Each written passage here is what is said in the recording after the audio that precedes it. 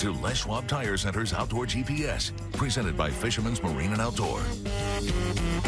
Hello, everyone. I'm Owen Hayes. You're watching Les Schwab Tire Center's Outdoor GPS, presented to you by the one and only Fisherman's Marine and Outdoor. Lots of stuff we got going on this morning, and I hope that you have time for the whole hour because we're going to fill it. 2 guests in the studio, 2 lifelong friends, 2 professional guides, believe it or not. Brandon Glass from Team Hookup Guide Service and Cody Herman from Day One Outdoors. And you can see that they both love to travel around. And look at that. Is that a sailfish? No, that's a marlin. Is that a blue marlin? Do you guys got blue marlin? They actually catch those too. Maybe more of those than they do steelhead, but that's a whole other conversation. We're going to talk steelhead fishing. A lot like we were covering yesterday, we're going to talk about how they like to go after them with their clients. They both fish quite a bit differently. Cody spends the majority of time, if not all of his time, chasing steelhead in a drift boat, and Brandon will go from a jet sled to a drift boat depending on what his mood is and what the wind is doing on any given day. So we'll find out how they like to go after steelhead, especially this time of year. And we'll talk about what these conditions are going to be like this upcoming week. Everywhere. Rivers are dropping and clearing, if they haven't already done so, everywhere. Doesn't matter if it's along the coast or if it's inland someplace, all of them are going to be low and clear, and maybe get some advice for you on how they would say to go after them, right? Different techniques. And also, we're going to have a couple of tech tips with them.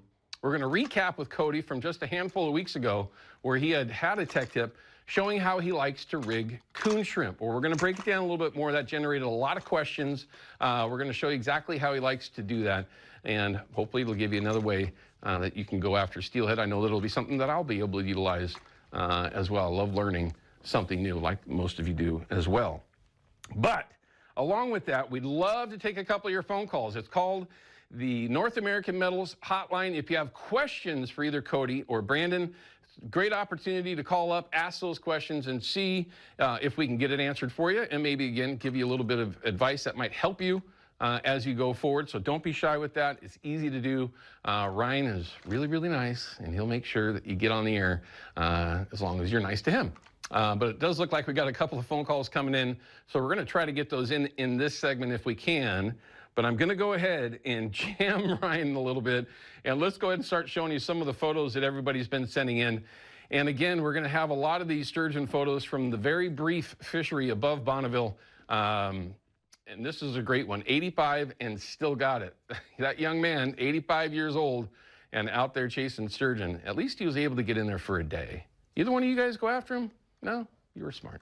But lots of photos that we're supposed to be showing, and here's one. I hope to see that this week. For all of you duck hunters out there, here's my prediction. If it falls apart in the next 3 or 4 days, it ain't coming back. The season could very well be in the books, which is scary. Father and son duck hunt looks like they had a great one. Bunch of mallards. I sure miss having a strap full of mallards. You know, I have yet to do that yet. Crazy enough this year. A full, clean limit of greenheads. That's just not normal. Happy New Year. This is from Chad, Rich, and Cody. More sturgeon and just clean. I just can't get over how the quality of those fish were in that one-day fishery above Bonneville. Just absolutely dimes. They look like they came from the estuary. It's kind of crazy.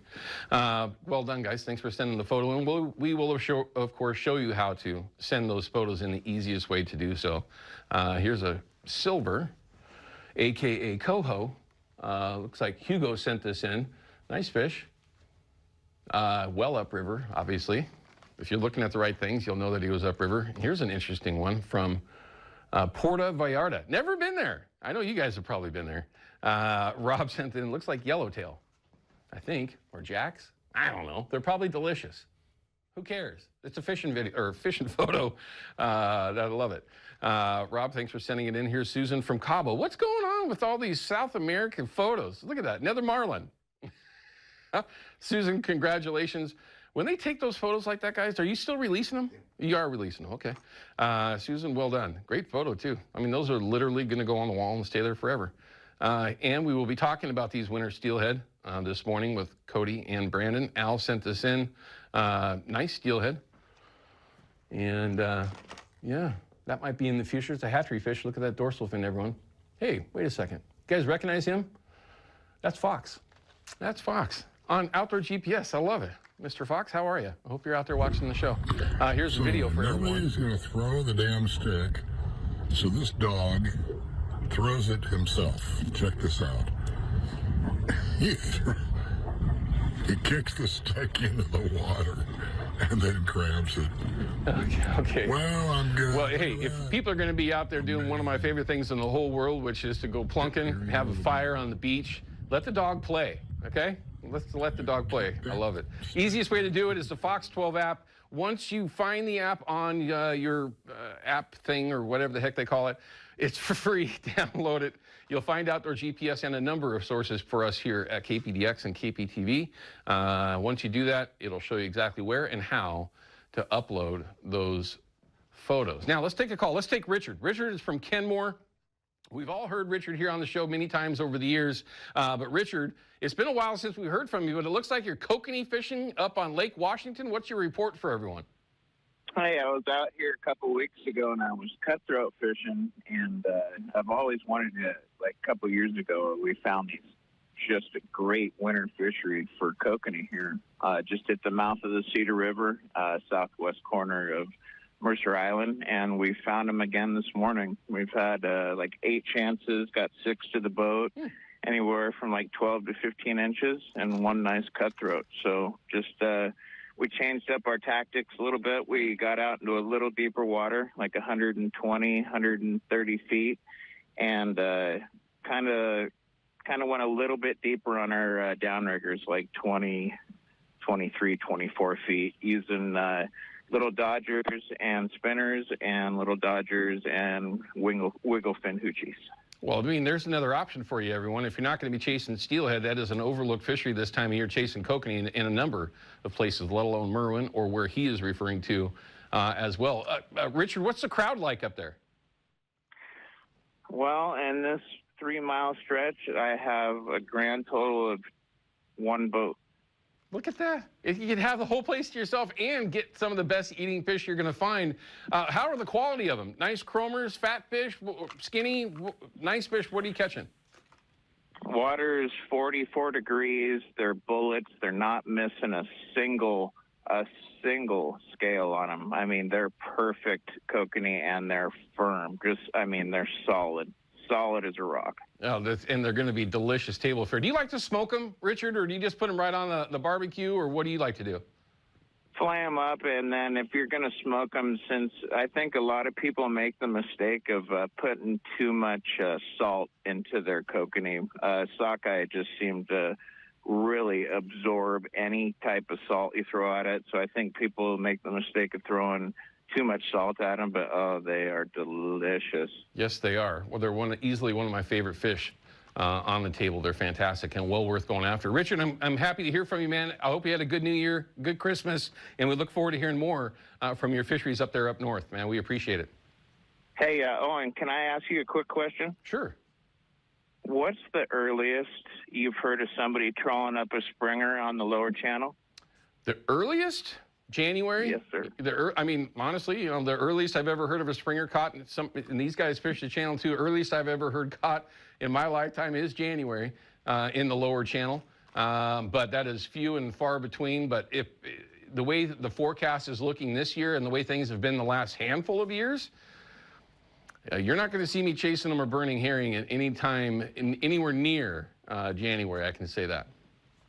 Gotcha. Well, I'll see you in April, then. Yeah, that would be the time. I would start in about that timeline. We look forward to seeing you, bud. Take care, Richard. It's good to hear from you. Have a good day. You too, bud. Real quickly, let's go ahead and take Seth's question. He's from Lebanon. He's got a question about 2026 hunting draw. And that's a ways out there, so I'm interested. Seth, what's going on?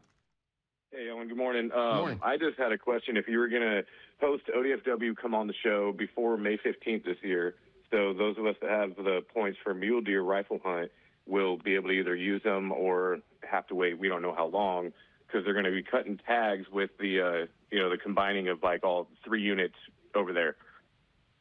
That is a great one. Ryan?